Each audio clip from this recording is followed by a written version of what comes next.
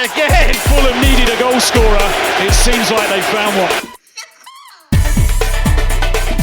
Hello and welcome to the That's So Craven podcast, your Fulham podcast from Down Under, and we are here today to discuss the Wolves game coming up this weekend, a chance for Fulham to jump into the top half. Here to talk it all through, we have, as always, Elton. How are we going, Elton? I'm very well, thanks. I'm really good. Looking forward to the weekend and just hoping this run continues and that it wasn't a dream. Oh, it's been going well. Let's see if we can keep it going. And joining us for the first time, newest member of the That's So Craven team, we have Skibby, otherwise known as PutneyPerspective on Twitter. How are we going, Skibby? Hi, yeah, really good, thank you. Thank you for having me. And yeah, sort of off what Elton said, buzzing off the weekend, just hoping, well, I mean, the Fulham in me is always saying, where is the crash and burn? But let's always try and look ahead and see the positive side, I suppose. And looking at Adama's face right now, I'm already quite excited. I mean, what a cameo he puts in. So here we go. I'm buzzing to be here. It is really exciting times at the moment. Some really good results over the last couple of weeks, and not fluking it as well, I think, is the main thing here. We're talking about really well-compiled wins, and without some of our key players in the lineup as well. I think that is probably the most impressive thing for me. Marco's getting it done off the pitch on the training ground, and we're getting it done on the pitch as well. We've seen turnarounds with some of the players, talking about Molineux, talking about seeing Adama coming back properly for the first time. It's really exciting times, and it's a big game this weekend against a Wolves side who are still sitting in the top half of the league. Not really sure how at the moment, but we'll crack into that in a bit. But what do we want to do first? Obviously, introduce yourself, Skibby, and maybe you can give us a bit of a background on yourself. For those following on the live stream, Skibby's not overly happy with me for putting together the little Pixar avatar of him, but why don't you just give us a bit of a background on your sort of Fulham history and go from there. No, absolutely. So yeah, as you said, hate the avatar, but hey ho, it's too accurate. Maybe that's why I dislike it so much. It's like staring back at me it's like looking in a mirror. But anyway, so yeah, I've been a Fulham fan since I was about 7 years old. Dad used to take me, still does, but took me to my first game. I think we were in Division 2 and it was Cambridge United away in 97, I want to say. Just because it was a local to us, really. So just sort of a test out, see if I like it. And, 9 times out of 10, followed the same suit of absolutely fell in love with it and have just been a Fulham fan ever since. So, I mean, he's always sort of called me a bit of a lucky or a good luck charm because I think from the Division 2 season, I think we got promoted that season and we've never looked back since. So I haven't had too much of the horrible history that my dad has had. No, so since then been a season ticket holder in, originally the Hammersmith end. That was back in 2007, I believe was my first year. And then before that was just sort of going to odd games and then we could fully commit. And then I had to give up my season ticket for a while, but I got my season ticket back this year. But unfortunately, as the name suggests, I had to go back to the Putney end as I couldn't get into the Hammersmith end. But it's not too bad. I mean, it's just a much different atmosphere than you're used to in the Hammersmith end. But hey ho, close to the away fans, which isn't always nice. But hey, it's all great to see your team. But no, I've been a bumpy ride with Fulham. It's been some absolutely outstanding class players and some absolutely awful ones, but hey ho. And then not to mention the relegations, but it's been about 20 or coming up to nearly 30 years of just ups and downs, and I wouldn't trade it for anything in the world. I was wondering, Skibby, with your dad being a Fulham fan, was there any chance you weren't going to be allowed to follow the Cottagers? To be fair, he would be very understanding, I imagine. My mum is actually a Brighton fan, which makes last weekend even more awkward. But that was never really in the discussion. But I think it's just more fitting in a way that you go to school. Kids are supporting Man United. Where I grew up was very much North London, so very much geographically, my closest team was Tottenham. So could have been Tottenham, Arsenal, potentially West Ham, I suppose. But I don't know. There's just something about Fulham like to be different. I think that was the main thing. People were talking about, how Tottenham were getting on, how Arsenal were getting on. And it felt kind of special to be different, to say, well, I went to see Fulham at the weekend, play Stockport County and get a win, I think, and then you're talking about some players which people have never even heard of. I loved Jeff Horsfield, loved all of those sort of era. And they were just, you go to school with go to football at school with a Jeff Horsfield shirt, I remember. And people were like, who the hell is that? But that was me. Quirky, that's different. Who that is. Yeah. Yeah. No, I'm all for that. There's something joyous about supporting a club through the lower leagues. And, when most people say you're a Fulham fan, everyone knows who Fulham are. But I remember early days saying you're a Fulham fan, and most people go, what league do they even play in? Like, where are Fulham? It's very different now. But like you say, there's been good times. There's been some terrible times. And interesting, we started supporting roughly around the same time. And I was saying before, my first game was Carlisle, which I don't think we've actually played Carlisle since that game. I think I had a look the other day. So it's kind of crazy to think about the journey we've been on over the last 25 years or however long it's been, which is just nuts to think about. There's been Division 3 all the way up to European finals, and this season, which has been probably one of the last season was very enjoyable. This season is pushing it as well as one of the most enjoyable of recent memories, where things are just clicking, things are going well. There's little quirky things like players like Muniz coming good, even when Jimenez is coming good as well. Willian's emergence as this, graceful 36-year-old, however old he is, and Calvin Bassey, these guys like this. It's a great time to be a Fulham fan. And look, really excited to get you joined up with the team as well and be able to get you on the podcast a bit more often. And absolutely. Like you said before, just to be able to talk Fulham, which is just, it's what we love to do, and it's why we started the podcast. And it's great to have someone else on who loves talking Fulham. So let's talk Fulham. Let's talk about the Brighton game on the weekend. Obviously, we podcasted earlier this week about it, but it'd be great to get your thoughts, Skibby, on the game and how you saw this one and how enjoyable it is to get one over your mum as well. Yeah, absolutely. I mean, I think Brighton are a mixed bag, and I think going into that game, I really couldn't choose how it would have gone. I know how good Fulham can be on their day.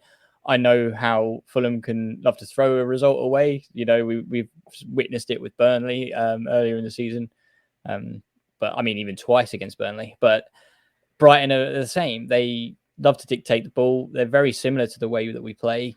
It was very much how will the managers basically adapt their teams to counter each other. So, and I think that's what we saw. We saw a Marco Silva who was happy not to have as much of the ball as he would normally like.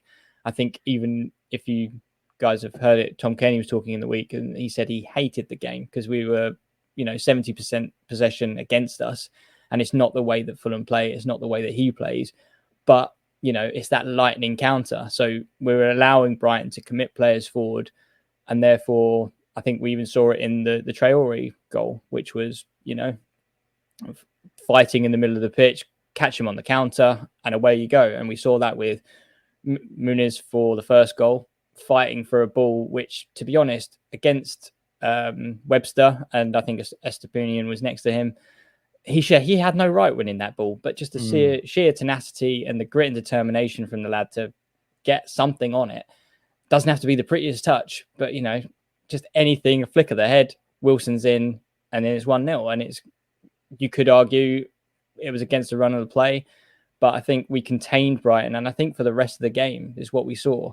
Just the grit and determination from Fulham to get forward at the earliest opportunity, but also being able to be defensively sound, which potentially you don't really see much of Fulham in recent years, to say that we were defensively sound and we did keep Brighton at bay, who have very, very good players who can hurt teams. And we've seen that this season. So it was a fantastic result, a fantastic performance, but probably not the most typical Fulham performance that we've seen of recent times. Yeah, it's an interesting point, and I did hear Kenny say that, and it actually made me feel even better about the result, because Yeah. when you see players not enjoying it, but no matter what, they're getting the job done and they're sticking to the plan, rather than saying, this isn't the way I like to play, I'd rather pass the ball around and play in our way, but instead we're actually adapting properly to play against an opponent like Brighton, who I think they averaged the most passes per game in the league. They had 750 to our 300, so double the number of passes that we had in the game. But we let them do it. But I still think, even though they had possession far more than we did, it felt like we controlled the game, which I think speaks volumes about it. The fact that we dominated this game, but we barely had the ball. It shows how well we played and how well we set up. Yeah, it's incredibly smart. A word on Molineux, you mentioned him a little bit before, but we spoke in our last podcast about it as well. Do you see him as potentially an answer going forward, or do you still think there's another player that has to come in? Would you be happy with Molineux next season? It's an interesting one, because we have seen it a lot, and I think I saw a stat which was Molineux has scored the most goals for an under 22 or for under 22 years old since Collins John, and he is the prime example, which I'm going to make the comparison. Is Collins John on his day was a fantastic player. I think he got 11 goals one season, and if you said, a team that was around mid-table, you would need that kind of 11 to 12 goal striker or a goal season striker, and Collins John showed that, but he just completely fell off. And I think last time I saw about Collins John, he got to about the age of 28. He was on trial at Crawley Town, and the trial didn't go very well. And the caution in me is seeing Molineux do the same. And I think the reason being is because he's now at that stage of his career where there is that raw talent. Marco's obviously seen it. Our scouts have seen it, and they believe in him. And it just shows that a bit of confidence, he can be that kind of tenacious, aggressive player that we need to bring others into play. But he's now at kind of that tipping point of his career where does he let, I've got 5 goals in 5 games go to my head, I've made it, slack off a little bit, or does he now push on to become and solidify that place? I would love it, and the optimistic in me, it says that he will. And I think if he can potentially add, I don't know, I'm not even going to be overly greedy, but maybe if he can add 3 more goals, finish the season on 8 goals, and then pushes on for the next season as our starting number 9, I have faith in Marco to be able to bring that out of him.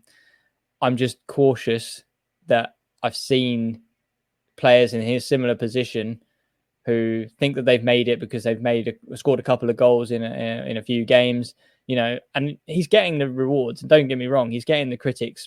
I think Alan Shearer was talking about him, saying, what a great number 9 he's been. And that's going to go straight to your head, isn't it? As a number 9, and you're saying, wow, one of the greatest number 9s in the game is saying how great I am. Does that mean he pumps the brakes, or does that mean he pushes on? I'd love him to push on. And part of me thinks that he's got that in him, that he can push on and become our number 9. But I'm going to throw a bit of caution in the wind that I wouldn't mind a striker to be there to basically compete with him. And I think, is Raul Jimenez that man to compete? Maybe someone a little bit younger and probably hungrier, but I think he could be, but I wouldn't say no to bringing in another striker. Skibby, it's not the cautious in you; it's the Brit in you. This is your British. This is your British English cricket supporter coming through. He's the Putney Pele. Hey, he's the. I mean, I love the nickname as well, and I think, and there's everything about him is so likable. But I just see flashes of Collins John. That's all it is. I think, but from my very, very rare, sort of vague memory of Collins John, I think he's more energetic. He's more aggressive, and I think that is a confidence thing. But maybe that's part of his age as well. And and again, these are I don't know the bloke, and I'm just being a very hopeful, super optimistic Fulham supporter, but he seems like a humble guy, and I know that can change. He seems pretty grounded, doesn't he? And you just sort of wonder with a couple of elder statesmen, who he looks up to in the squad of guys like what's his name, Willian, maybe to a lesser degree Pereira, of his own kind. Maybe they keep his feet on the ground and just not let him get too far ahead of himself. Who knows? Yeah, I mean, yeah, that is quite right, and I think that sort of clique that you see in sort of the behind the scenes videos of Willian and Muniz and Pereira and somewhat Palhinha is probably good for him. Like you say, you've got got Pereira, who, let's be honest, may not be as mature as Willian, but he's been there, he's seen it, he's been at Man United and shown what hard work can get to, coming back into the Brazilian squad, for example, and he's said that he's owed that to Fulham. Potentially he's got the right people around him to be able to push on and sort of grow as a player, but I'm still going to be cautious. I think it's fair to be cautious, and look, the Collins John thing's great because I love Collins John as well. I thought he was going to be like the next big thing, and you're right, he did sort of fade away, and I think in part it was down to Brian McBride was starting up alongside him and became the more favoured striker, and I think we played more for Brian McBride, and that's probably contributed to the drop off of Collins John back in the day. We kind of went for two big strikers, didn't we? Was it McBride and Helgeson? Was it? I think. Yeah. And he didn't quite fit the bill, but it's a shame his story because I just looked. He's still only 38, and he hasn't played football for 10 years now, which is just crazy for someone who was as talented as him. He's got a couple of Dutch caps to his name. Back in 2004, he had and I agree, you have to be careful with players like this. I think maybe the times are a little bit different now as well, where 20 odd years ago, which is when Collins John debuted for Fulham, players did just drop out of the system completely and weren't taken care of properly. I feel like that might not happen now, and having that Brazilian connection, like you say, probably helps lift him up a little bit. And I just hope he succeeds, just because he's such a nice kid. More than anything. Likable. He's so likable, and the way he plays is so likable as well. The way he puts in so much energy and effort on the pitch, I just love it, and it brings goals, like you saw with Wilson. Like, no one talks about the fact that that's his assist for the Wilson goal. It sort of everyone talks about how it's a great finish from Wilson, and it is, but it doesn't happen without Muniz playing in that sort of style, beating a defender who's a couple of inches taller than him quite comfortably. Beating two of them. Just two of them. Hassling. And that's what I love.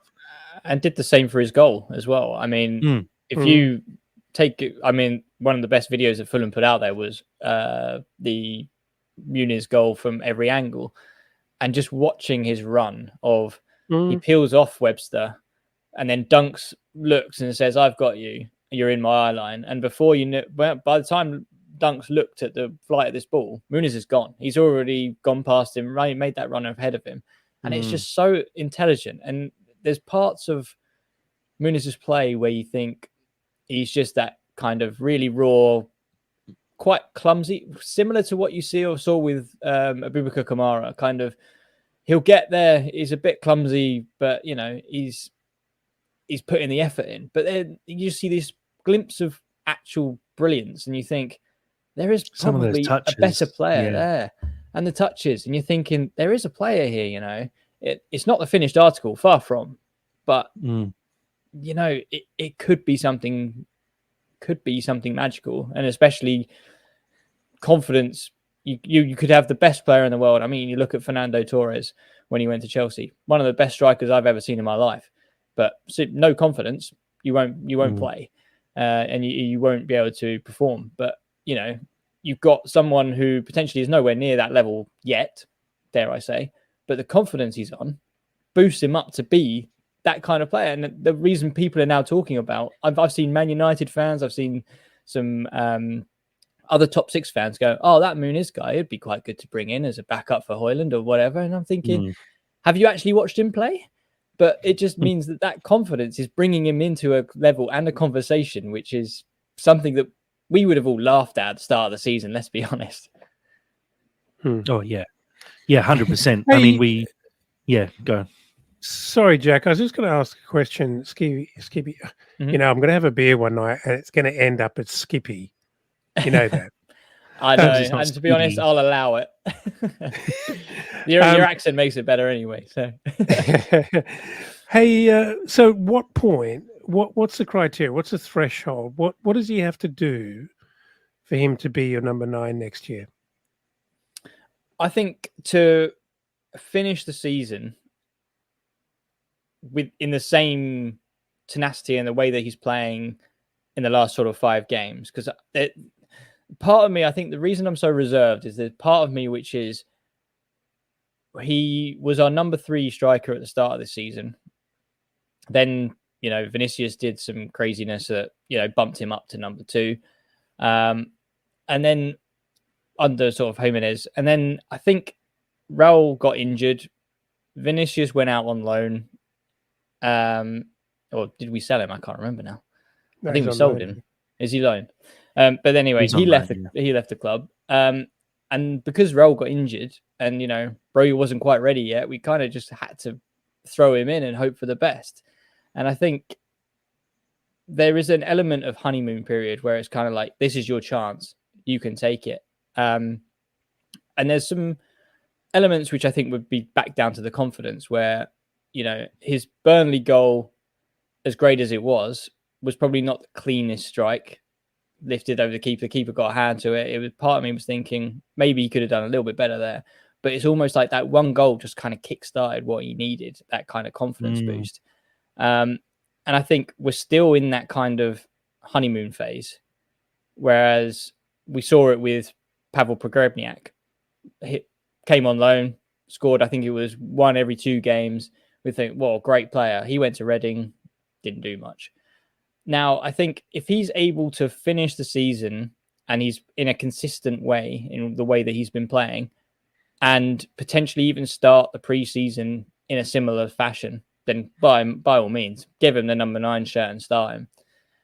I think if we do see him drop off towards the end of the season, maybe not playing into a certain standard, which he set himself, this really high standard of Mitrovic 2.0, then potentially that's where we start to think, is it just, that kind of honeymoon period where he managed to sort of push on a little bit. But I think if he's able to be consistent towards the end of the season and starts this preseason as Marco's number 9, I mean, out of all of us, we can only see what he does on the pitch. Marco's working with him every day. And if Marco says, here's the number 9 shirt, you're starting next season, then I'm all for it. But I think it's just that consistency and not just sort of focusing on the last sort of 3 or 4 games. What's interesting, though, is it possible that he is actually a victim of his own phenomenal turnaround? Because no one believed in him. Like, it's not like a guy who came to the club and was fairly good and then really went on a goal-scoring spree. He couldn't get a start. He had a few opportunities, not many. I mean, he never started, to be fair to him. He came off the bench and couldn't do it. Then went out on loan, came back, and didn't play on loan. No. I mean, but his turnaround has been so astonishing that I don't think anyone can quite trust themselves to believe that this is a permanent thing. Like, everyone's saying, if he can continue this, of course he's the man, right? Yeah. But we just don't know whether he can actually keep doing this. It's really interesting. I mean, I said last week, for me, if he does the same sort of job and maybe scores in 2 or 3 of the games out of Liverpool, Liverpool, Newcastle, Spurs, and Man City. And actually looks the business against that sort of opposition, I don't think it's a flash in the pan. It's what it is. It's a quite remarkable coming of age in the shortest possible time under the most ridiculous amount of pressure that no one could have seen coming. And it's not surprising that no one can really allow themselves to believe it. No, absolutely. And I think it's obviously that loan for Broja. I mean, he's come in and he's thought, you know what, I've been at Fulham for 2 years. I've been sort of knocking on the door. I've been on the bench. I mean, if that's what it takes to light the fire underneath him to become this great striker that we desperately need, then I'm sure we'll have a whip round and pay Chelsea that 5 million ourselves for the Broja loan. But no, I think you're quite right. And I think maybe it's more credit to Marco and his team to sort of light that fire underneath him to say, you've been sort of on the fringes, but you're just not quite seeing what we need from you, and working with him. And he's worked hard to get to that point. I don't think there's an element of luck, to be honest. I mean, the positioning that we're starting to see from him, I think we saw some glimpses against Manchester United at home. When he had a bit of he looked pretty good, injured his knee, I think, of jumping, and that set him back a little bit. But there was sort of glimpses there. But I think you're quite right. We never really, he doesn't have the stats to back himself up. He doesn't really have the opportunities of when he came off the bench, he was okay. He wasn't setting the world alight. And therefore, that's why we started to have a look. And we were looking for other sort of strikers to sort of say, well, we haven't plugged the Mitrovic void. But honestly, from what I've seen from him in the last sort of 5 games, he can be, but I'm going to be reserved about it, because ask me the same question. I'll tell you what, ask me the same question after Luton away, and I'll give you a straight answer. It's going to be much easier at the end of the season when he's got 15 goals under his belt by then, because he can't stop scoring. Yeah. But and then I mean, that's the crux of it, though, as well, isn't it? You know, I also think, you know, you have a look at the minutes he's played. He hasn't even played 9 full matches worth of 90 minutes yet. He's played. It's like 781 minutes for Fulham so far this season, which equates to 8.5 games. When he started, which is the last 5 games, he's got 5 goals. He's had little cameos off the bench, so he might have played 15 games this season for Fulham, but he's only really had an opportunity to really make his mark in the last 5 or 6, and he has done. So I think it's interesting to see how he continues that form through the next 11 games of the season. If he can pick up another 4 or 5 goals in those games and almost push double figures, having barely started, you know, if he starts every game for the rest of the season, he'll have played 20 games worth of 90 minutes. And if he walks away with 10 goals in those 20 games, that's a seriously good return. And that, to me, is enough to say this kid has the ability to do it next season, and give him a chance and build around him as your key striker and bring in players who will complement him. And I think then you can actually build on that, and that would make sense for me. So I agree. I think he needs to score goals and just prove that against those big clubs, when he's not scoring goals, he's still making an impact in some way, shape or form. How that is, I'm not sure yet, but causing a hassle for you know, those top 6 defenses, and maybe putting 1 goal away against those Tottenham, Liverpool, Newcastle, City games. If he can score 1 goal in those games, I think we'd all be pretty happy and go, yeah, okay, he can do it against the shitter sides. He can do it against good sides. That's what you want to see. Guys, let's move on and talk about the game coming this weekend. It's a big game against Wolves. Fulham have been sat in 12th position for, it feels like, forever. We can't seem to move up or down the table, but this is the chance to do so. Wolves currently sitting in 10th position. They are on 38 points at the moment this season, same goal difference as us, so 3 points ahead of us. A win against Wolves will see us jump at least above them into 11th, potentially as high as 10th, depending on the Chelsea result. We beat them earlier this season, 3-2. Dad, I'll throw it to you first. How do you feel we'll do against this Wolves side, sort of looking at recent form for both sides? Well, thinking firstly just about our own form, which is, I think, very much the way this unit works. They fear nobody, and I think when they're in good form, they're a handful. Obviously, I think we're better at home. record away hasn't been amazing this season, but I am pretty surprised when I think about it and reflect on the fact that Wolves are where they are, because they don't bother me as a really dangerous side. If I compare them to someone like Brighton, for example, I know they've got some good players, but they never really bother me. They've got some injuries, and so and their form hasn't been incredible. It's a bit inconsistent. What 2 wins from the last 5, no draws. The thing about this Wolves team is they ship as many goals as Fulham do, and have scored about the same as well. So it's very difficult to imagine this is going to be a low-scoring game. I can't see it. I think there's going to be goals aplenty.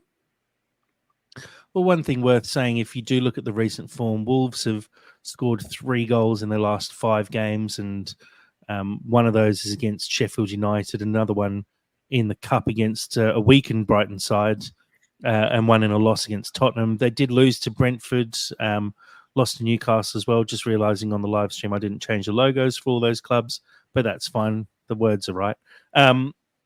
It is patchy form at the moment, and there were some injury concerns on the weekend. Obviously, Hwang Hee-chan is still out and unavailable. Pedro Neto came off with a hamstring complaint at half-time. Jose Sarr as well in goal came off with, I think, a thigh injury. Both precautionary. They might be available for this weekend, but they might be looking at the Fulham game and going, this isn't as important a game as some of the others coming up in the coming weeks, so maybe we rest them for a bit. They do have some injury concerns at the moment, so it is possible that we see some of those players get rested and we don't come up against a full-strength Wolves side. And on the flip side, Skibby, I'll throw to you. Fulham, Raul Jimenez back in training at the moment. I think that means there are no injuries at all within the Fulham squad. Surely that's got to count in our favour for this game. Oh, massively. I mean, I was sort of thinking about this before we started about, we've never really had that run of, a full squad to choose from. I think Adama's always been sort of out. We lost Bassi and Iwobi to the AFCON, and then Jimenez picked up the injury. You just said he's back. It's always been that kind of, we've always had a kind of a strong core, as it were. But, then we went through the phase of Diop being out. We had to have 2 left-footed centre-backs, and it was just all a bit kind of like, there is something here. There's something special with this team. But we just needed that kind of luck and consistency to keep them all fit. And I think we're now starting to hit that kind of at a really crucial part of the season, not so much for a relegation point, but more of a dare we dream for picking up a Europa Conference League place. And I think this is a game, forms aside, that on paper, the current Fulham squad should be winning. And especially with the main names out that you mentioned, that, again, cautiously optimistic. That's going to be like my new catchphrase, I think. But why can't we go to Wolves and play like we play and get the 3 points out of this game? But Wolves are a tricky customer. We saw it in the home leg, which was the home game, which was very strange with 3 penalties, I remember. And it was one of those very classic Fulham performances of, we seem to be comfortable, take an early lead, and then we seem to sit back a little bit, and we let Wolves back in the game. I think it was Nunez with the header free at the back post. And that just kind of rattled us before half time. And then we kind of got rescued by a penalty. Was it a penalty? Was it not? So it's really hard to go off that game of what kind of game you're going to see this weekend.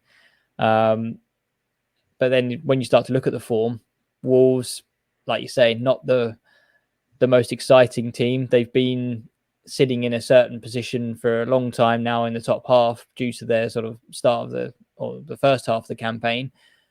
Seem to have dropped off with the injuries that they're having. But in the back of my mind, I'm thinking that I saw a stat which was that Fulham have never done the double over Wolves in the league after 44 years. So, don't say that. You know what that means. Exactly. Fulhamish strikes again. But this is the 44th campaign where we could have the potential of doing the double, but we haven't done it yet. So this will be the first time ever. Yeah, and look, Molineux is not an easy place to go to get a result. And like you say, it's a really hard to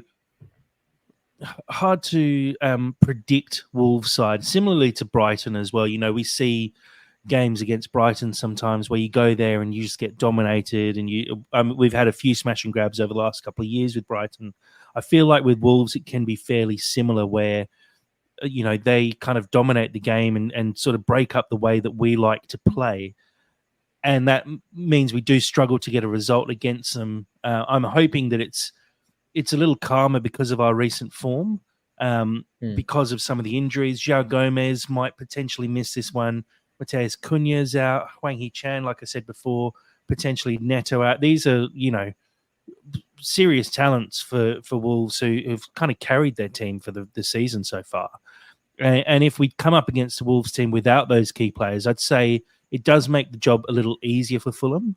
The fact on top of that we have so many returning players and so many available players, I also look at the fact that when you see players coming off the bench now for Fulham, it's game changers coming off the bench. Yeah. I doubt Jimenez will start, not just because of the former Muniz, but because he's returning from injury. But I'd expect he'll probably sit on the bench. The fact that you can bring in someone like that, who was on a pretty good goal-scoring run before injury, Adama Traore, I assume, will probably come off the bench. Potentially Decordova-Reid, Kearney, maybe Wilson if they decide to start with Iwobi and Willian, or Willian coming off the bench. Like, there's game changers there now, and the fact that we've got the ability to have this deep sort of squad that you can pull off the bench, it just makes me excited for this game, because there's so many possibilities now, and you don't feel like if we go 1-0 down, there's no coming back from that, and all we can do is get a draw. You feel like there's a little bit more there backing us up now, and so there's a real chance for us to actually go to Wolves and do the double over them for once, which I think would be huge for us. They've got they don't actually play again until after the international break, but after that they're probably got a bit of a focus on that. I'd say they're hoping that some of those injured players maybe miss this game and have the time to rest over the international break and come back fully fit. I think if you've got a key player who's got a bit of a hamstring injury or a hamstring complaint, you might not risk him going into the international break, because you don't want to lose him for the rest of the season. Like they might have a couple of players out for the rest of the season at that point, and they don't have the easiest run in. They've got to still play Arsenal, City, Liverpool, Villa in the next couple of weeks. So there's something there that they might be keeping an eye on some of those games rather than this one. Dad, we kind of touched on it a little bit in the last podcast, but we're talking. I'd like to go into a bit more depth about the sort of Polinia conundrum, if you will, although I don't think it's much of a conundrum. Reid and Lukic been playing superbly together over the last couple of games. Is there any doubt that Polinia comes back into the starting lineup?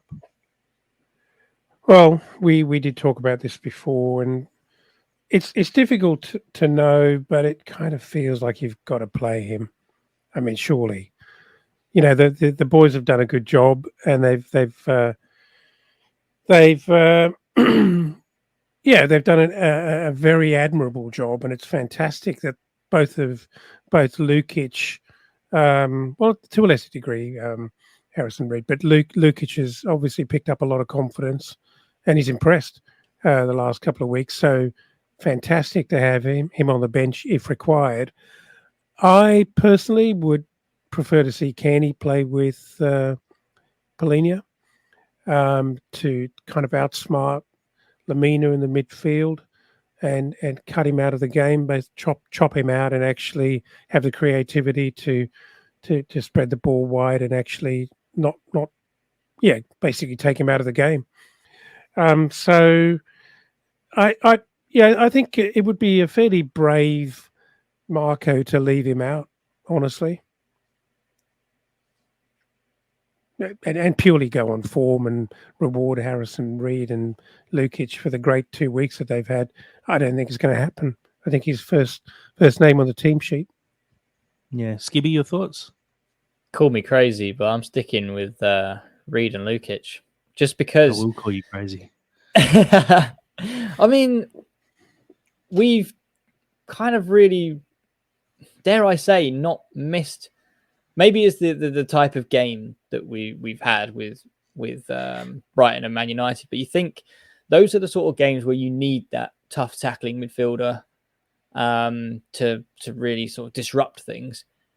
But we didn't really look at a place, and I guess there's a part of doubt in the back of my mind where Polinia could well be off in the summer, so why not keep trying out Lukic and Reed?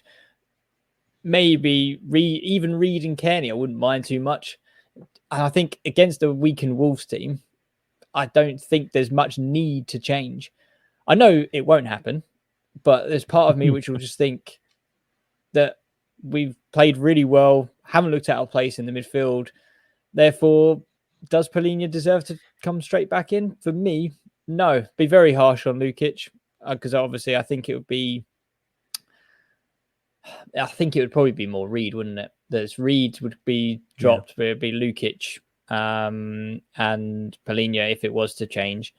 But I mean, there was a quote from Marco from the preseason, which was the best player in preseason was Lukic. So I think, could he just need that confidence boost run of games to potentially be that number 8 that we are crying out for? But for me, Reed has been probably the more impressive of the two, so therefore I'd probably keep Reed and Lukic.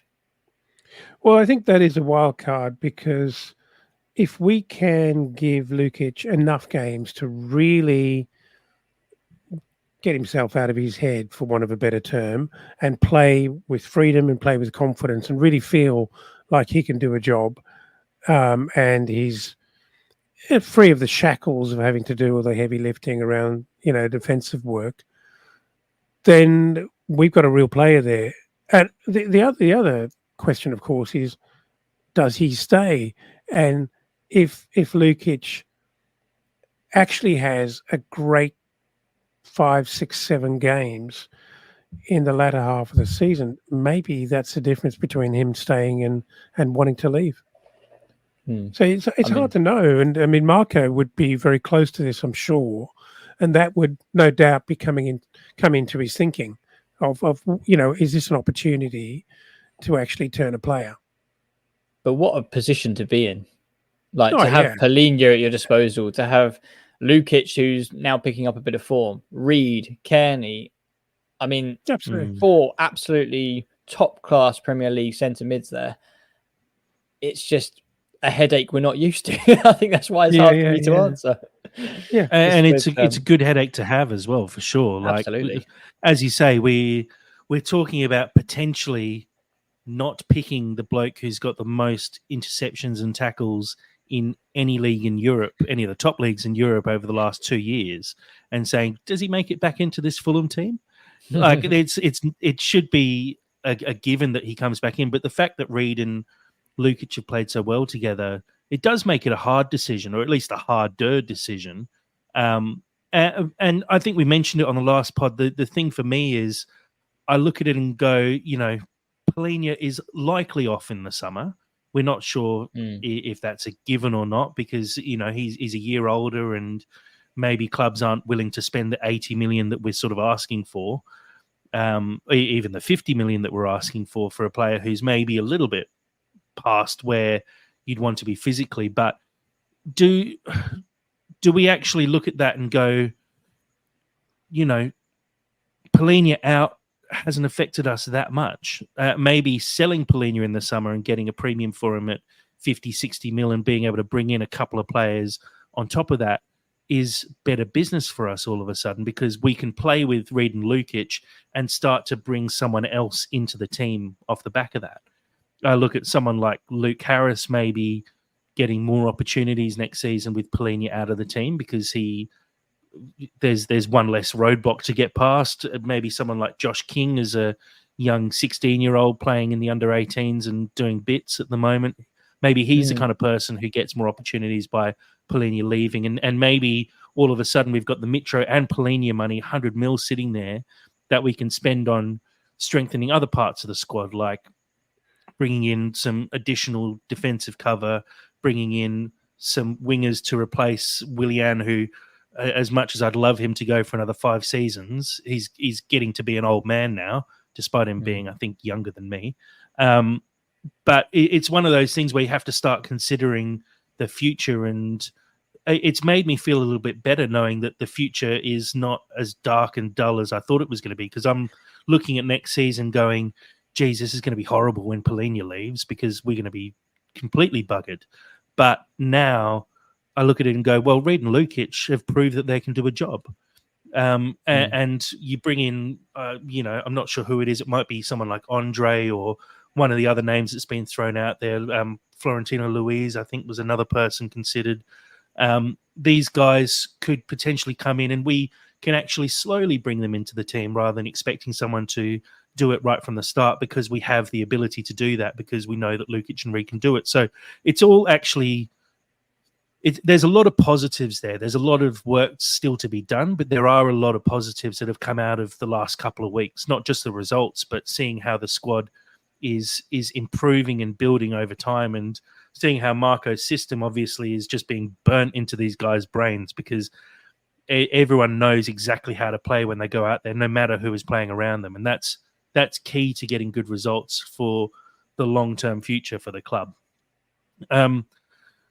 Skibby, I'll push you for a bit of a prediction for this game, because I personally, it's really tough for me to understand which way this one's going to go. History says it's not going to be good, but form says it is going to be good. Tell us your thoughts. How do you see this one panning out?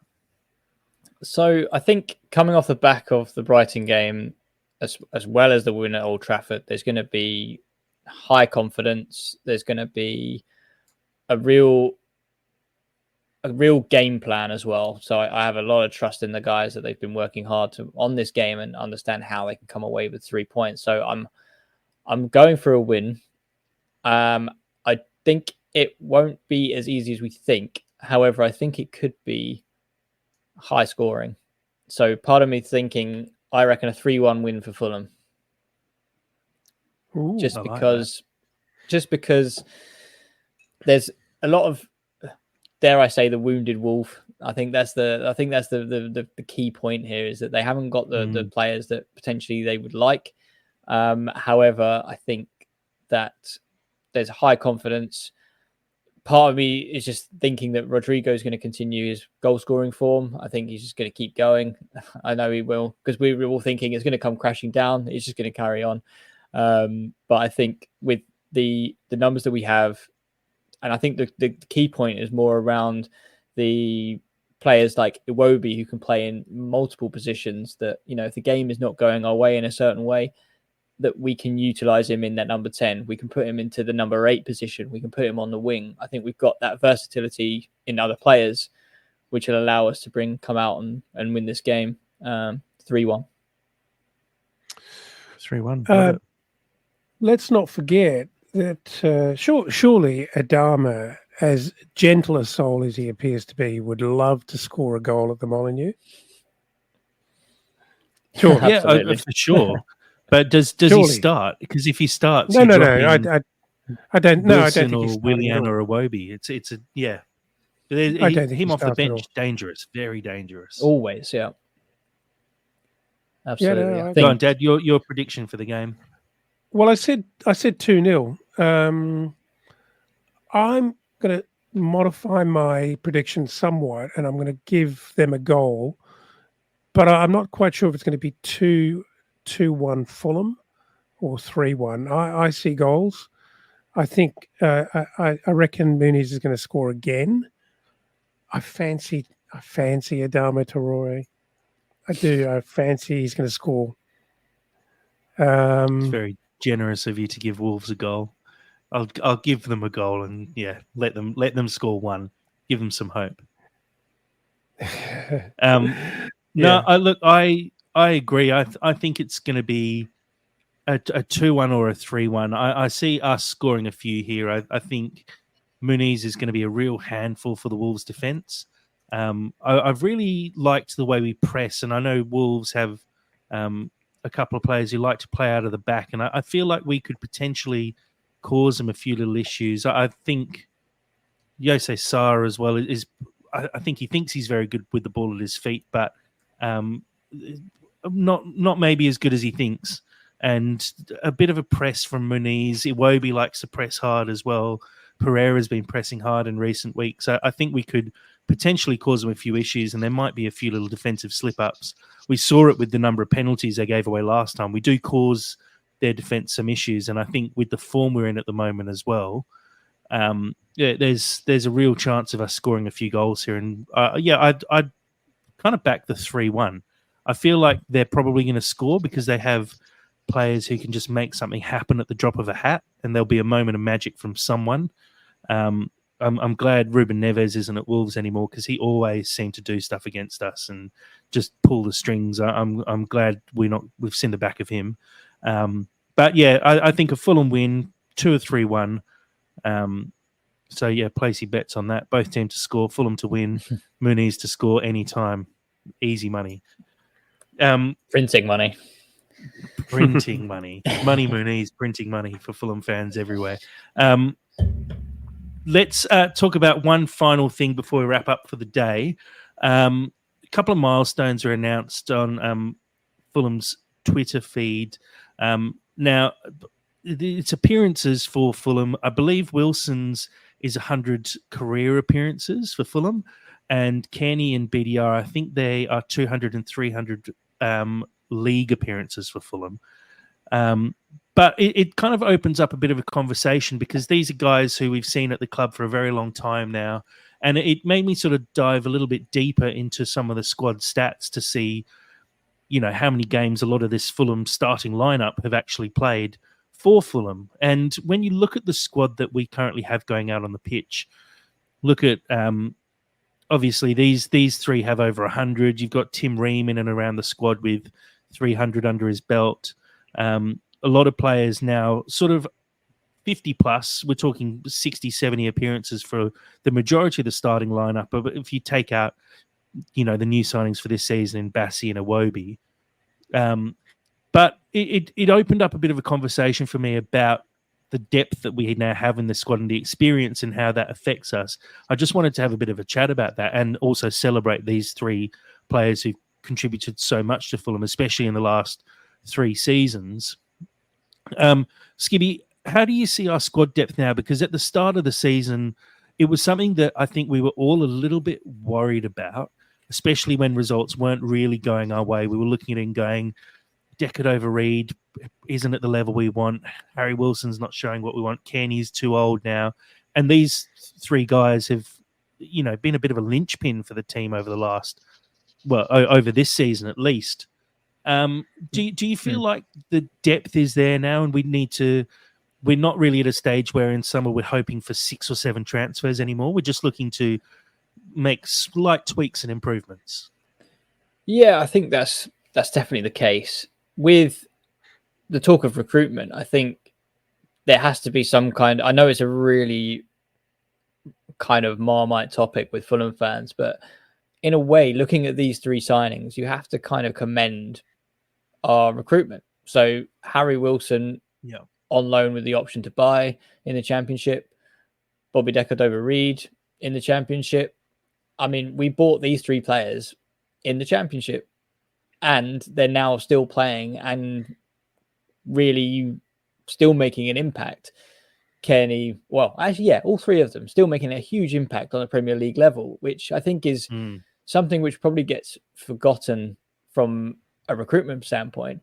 But I think there also has to be that versatility that I mentioned earlier. Like Bobby Deckard over Reed, he's played right back, left back, centre mid. I think he's played striker. He's played anywhere anyone wants him. And I think that's a commendament to getting to 200 appearances wherever we've had gaps. And like you say, we didn't necessarily have the squad depth at the time, that he's stepped up and he's proven to be a real great asset to the team.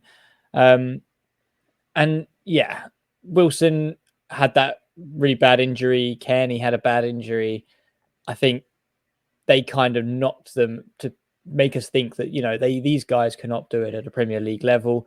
Wilson potentially had more, I would say, potential to perform at such a level. But for him to now sort of get back into the swing of things, get his confidence and his fitness back, we're now starting to see that player that, could be our permanent right winger. And I think with Kearney as well, a lot of people forget that, he had 12 months out with that knee injury, he had so many setbacks, and everyone's thinking, yeah, we don't need Kearney anymore. He's just always injured or he's not good enough. And I think for them to come in, especially this season, and prove that they are good enough. And I think it really is a really good thing for our transfer sort of scouting team and the way that we've done our transfers, that these actually show that in a way it is kind of working, our recruitment strategy. But yeah, like you say, the squad depth that we have now, with these three coming in and sort of playing like they're playing, I think it's the versatility is the key. And I think they all bring their own aspects in, especially Kearney for me. When you're trying to see out a game, there is no other centre mid that I would love to come into Fulham and come on off that bench and just slow the game down. Great sort of touches, slows it right down and brings in those sort of fouls, but also has the ability to unlock defences. He is an asset to us. And I think he is still proving that he is a top class centre mid. And I think with the depth that we have now, we don't necessarily need to start spending money like crazy. And I think one of those kind of signings that we talked about is Iwobi for me. A man who can play number 8, number 10 on the wing. He can play wing back, I think, if you wanted him to. Yeah. I think those kind of assets of coming in and being able to play wherever you want them, but see the game out almost, of being able to be a fantastic investment.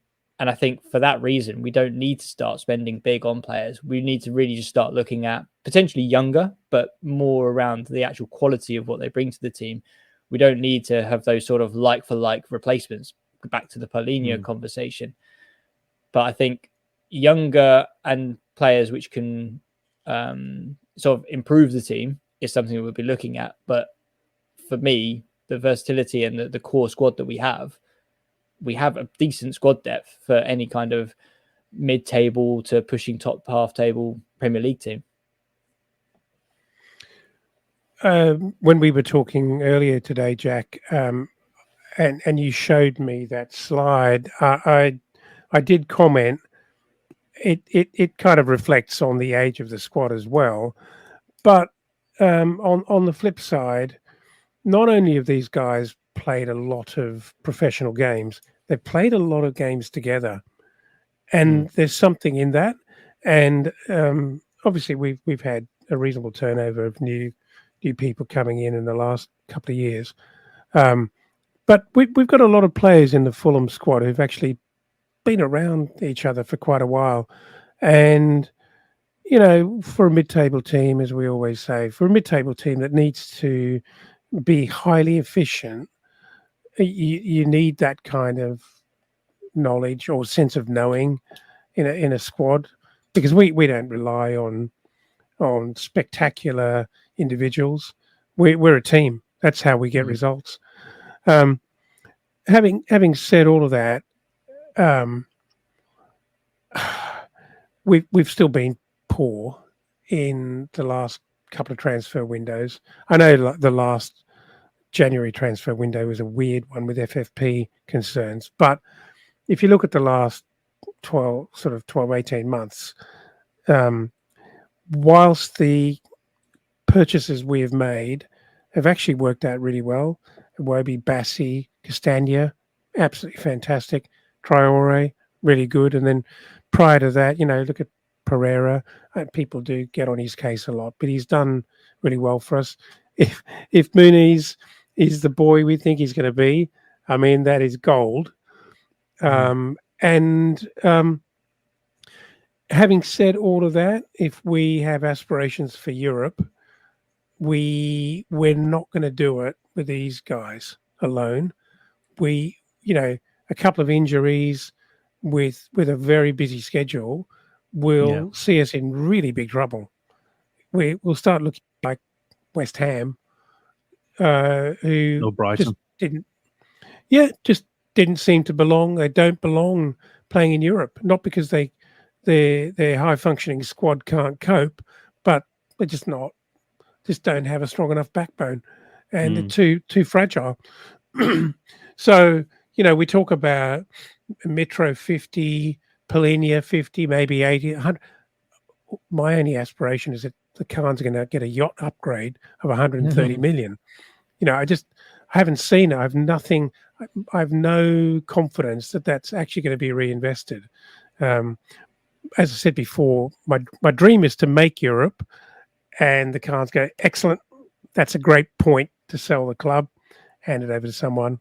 It's got the money to back Marco for what he actually needs. That's my wish. Possibly. It's all fair comments. I do agree, though, with Skibby, your point saying you have to say the recruitment has been good. And I'm just looking back through previous seasons, and I mean, these guys are the recent milestones, but the other players who've played the record number of games for Fulham who are currently at the club, Anthony Robinson, Harrison Reed, both bought in. Anthony Robinson signed for $2 million. He's played almost 200 games for Fulham now. Harrison Reed is about 150 to 200 games for Fulham. Kenny Tete was bought in that same season as well. Obviously not playing as much this season, but still a great player. Tosin bought in that season too. There's been some really good transfers the last few years, and we're starting to see that now. Bernd Leno as well. I mean, it's not been the most exciting transfers in that season that Wilson signed the same year as Muniz signed back in 2021. And like I said, they're not super exciting transfers, but they are transfers that have made a sort of lasting impact on the team, because you look at them and say, these guys are the core of our starting 11 now. The season after Wilson signed, we obviously got back in the Premier League and signed Polinia, Pereira, Bernd Leno, Issa Diop, Willian, Sasa Lukic that season as well. Like, they are that's our core across the players that I've mentioned that we've signed in the last sort of 3 to 4 years.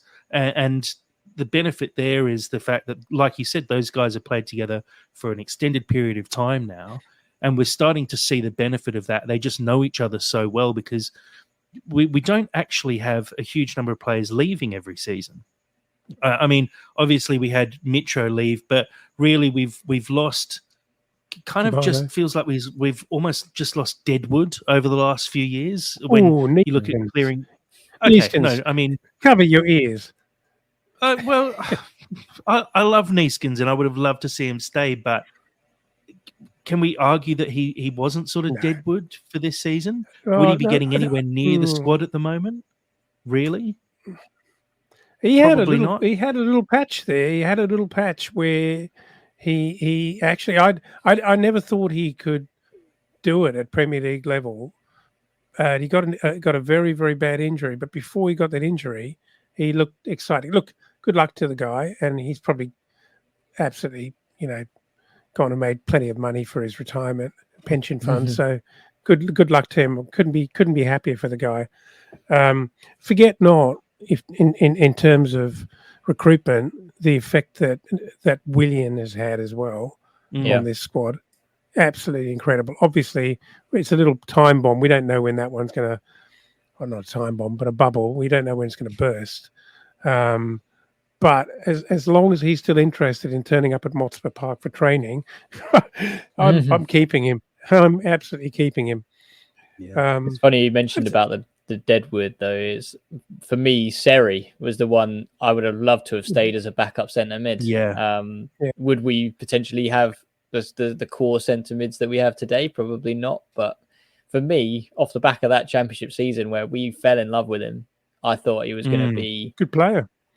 And an absolute star. I was final, he was still amazing. He still got it. But imagine if Marco could have actually got to him and fired him up. He's a very, very great player. But our previous man really couldn't get much out of him. No. Yeah.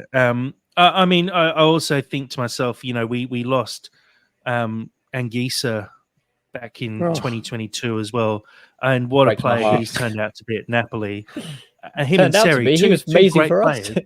I mean, he was great for us. He was too good for us that season. That's the main He really thing. But was.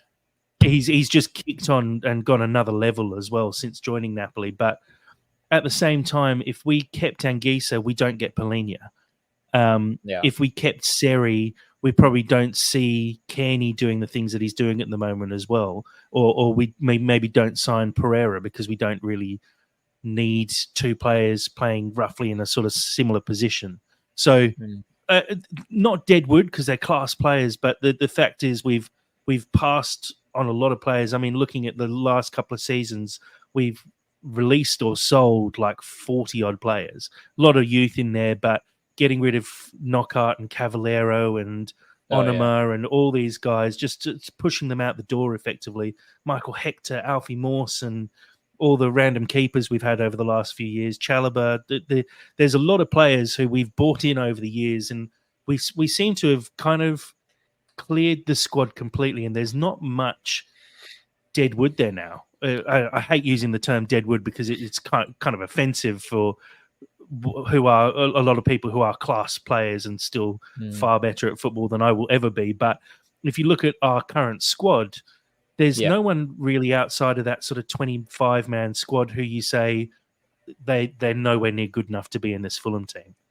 Maybe someone like Vinicius, I think, is not the right fit for us, but it's not like he's a terrible player or anything. But we now have a basis to build on. And look, we're talking about it a bit now. In the international break, I'm hoping we can actually do a podcast and go into a bit more depth about what we feel we need to do in the summer and kind of look at players who we think should probably be moved on and players who we hope can be brought in as well and go into a bit more depth. But I just wanted to sort of start the initial conversations around it based on the fact that these three guys have reached these milestones in the last couple of weeks.